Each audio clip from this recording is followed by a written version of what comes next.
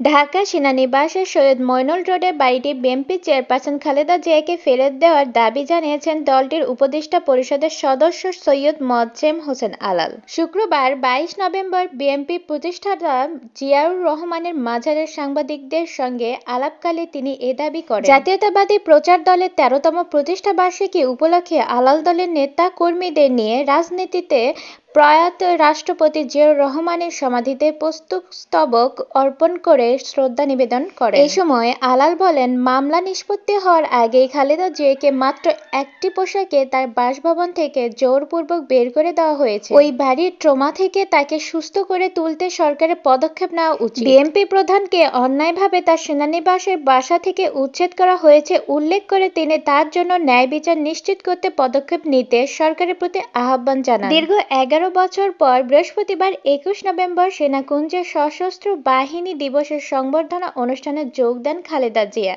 এ প্রসঙ্গে টেনে আলাল বলেন, সাবেক সেনাপ্রধানের স্ত্রী হিসাবে সেনানিবাসের সশস্ত্র বাহিনী দিবসের সংবর্ধনা অনুষ্ঠানে খালেদা জিয়ার উপস্থিত থাকাটা স্বাভাবিক ছিল, কিন্তু প্রায় এক দশক ধরে তিনি তা করতে পারেননি। তিনি বলেন, সেনাকুঞ্জে আমরা খালেদা জিয়ার যে অভিব্যক্তি প্রত্যক্ষ করেছি তা ছিল পাখির মতো, যাকে বছরের পর বছর শিকল দিয়ে বেঁধে রাখা হয়েছিল এবং অবশেষে মুক্ত করা হয়েছে। নতুন নির্বাচন কমিশন ইসি গঠন নিয়ে মন্তব্য জানতে চাইলে তিনি বলেন, বিএনপি নবগঠিত কমিশনের উপর আস্থা রাখতে চায়।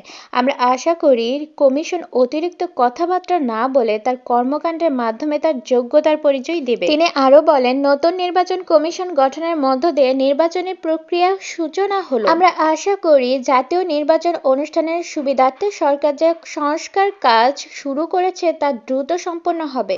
2009 সালের 8 এপ্রিল আওয়ামী লীগ সরকার সামরিক অঞ্চলে বরাদ্দের নানা অনিয়মের অভিযোগ তুলে খালেদা জিয়ার ঢাকা সেনানিবাসের শহীদ মইনুল রোডের বাড়িটি বরাদ্দ বাতিল করে। 2010 সালের 13 নভেম্বর তাকে সেই বাড়ি থেকে উচ্ছেদ করা হয়, যেখানে তিনি 38 বছর ধরে বসবাস করছিলেন। তার স্বামী জিয়াউর রহমান সেনানিবাসের উপপ্রধান হিসেবে দায়িত্ব পালন করেছেন।